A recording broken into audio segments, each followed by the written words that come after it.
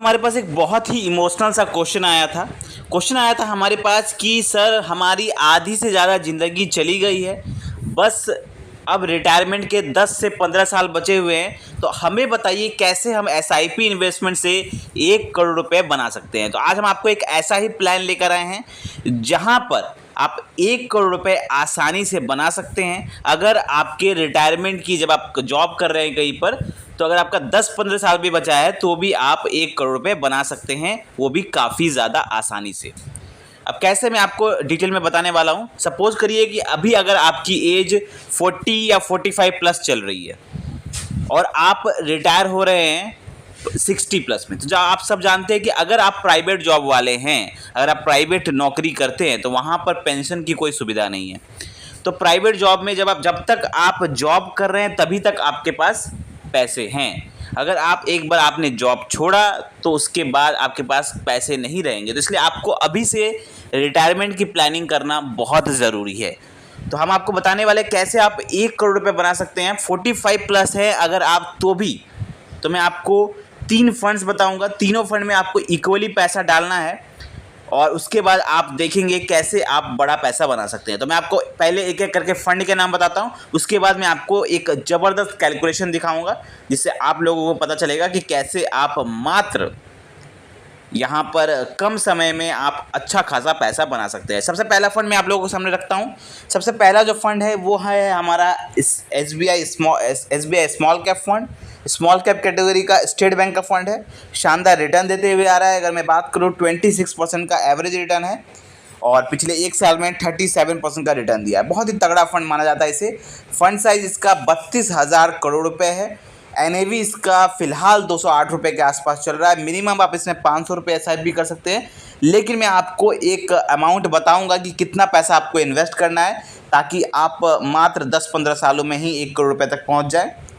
उसके बाद मैं उसकी होल्डिंग्स की बात करूँ, 55 कंपनीज में इसकी होल्डिंग्स है। शानदार ये फंड है। 93% पैसा इनका इक्विटी मार्केट में जा रहा है और इनका अगर इक्विटी सेक्टर एलोकेशन चेक करने जाएंगे तो सर्विसेज में इनका सबसे ज़्यादा पैसा जा रहा है 17% का। उसके बाद कंज्यूमर 14%, फाइनेंस 14%, कैपिटल गुड्स 12%, यहाँ पर कंस्ट्रक्शन 10%, केमिकल्स 10%, मेटल्स 5%, मतलब ऑलमोस्ट हर अच्छे सेक्टर को इन्होंने कवर किया है। इस फंड का एक्सपेंस रेशियो अगर हम देखने जाएंगे तो 0.63% इसका एक्सपेंस रेशियो है। तो ये हो गया हमारा पहला फंड। ठीक है, 3 फंड हम आपको बता रहे हैं, तीनों में इक्वल डालना है। ये हो गया पहला फंड। चलिए दूसरे फंड की तरफ चलते हैं हम। दूसरा जो हमारा फंड रहेगा उस फंड का नाम है दोस्तों Motilal Oswal mid cap fund. Mid cap category का एक one of the best fund कह सकते हैं आप इसे। 26% का एवरेज रिटर्न बना के दिया है। पिछले 1 साल में 63% का रिटर्न बना के दिया है। मिड कैप कैटेगरी का one of the best fund आप इसे कह सकते हैं। 5 स्टार की रेटिंग मिली हुई है और इसका एनएवी 117 रुपये के आसपास चल रहा है। फंड साइज इसका 14,000 करोड़ के आसपास है। यहाँ पर अगर हम बात करें इसके होल्डिंग्स की तो 24 कंपनीज में इनकी होल्डिंग्स है और इनका होल्डिंग एनालिसिस अगर चेक करने जाएंगे तो 94% पैसा इनका इक्विटी मार्केट में जा रहा है। वहीं अगर हम इसके इक्विटी सेक्टर एलोकेशन को देखेंगे तो सबसे ज़्यादा पैसा इनका टेक्नोलॉजी सेक्टर में जा रहा है जो कि 14% है। उसके बाद ऑटोमोबाइल सेक्टर में 12%, फाइनेंस में 11%, कंज्यूमर में यहाँ पर आपका 11%, कम्युनिकेशन में 10%, सर्विसेज में 9%, कंस्ट्रक्शन में 8.5% और कैपिटल गुड्स में 7.6%। इन्होंने भी बहुत सारे अच्छे सेक्टर में पैसा डाला है। वहीं अगर हम इसके एक्सपेंस रेशियो की बात करें तो इनका एक्सपेंस रेशियो 0.60% है। तो ये फंड भी आपका दूसरा फंड हो गया। चलिए हम जल्दी से अब तीसरे फंड की तरफ चलते हैं। तीसरा जो हमारा फंड रहेगा उस फंड का नाम है आदित्य बिरला सन लाइफ पीएसयू इक्विटी फंड। ये एक थेमेटिक फंड है। इसके रिटर्न की अगर हम बात करें 33% का एवरेज रिटर्न बना के दिया है। पिछले 1 साल में 74% का शानदार रिटर्न बना के दिया है। एनएवी फिलहाल इसकी 39 रुपीज़ के आसपास चल रही है और इसका फंड साइज 5,800 करोड़ के आसपास है। बहुत ही शानदार इस फंड है ये।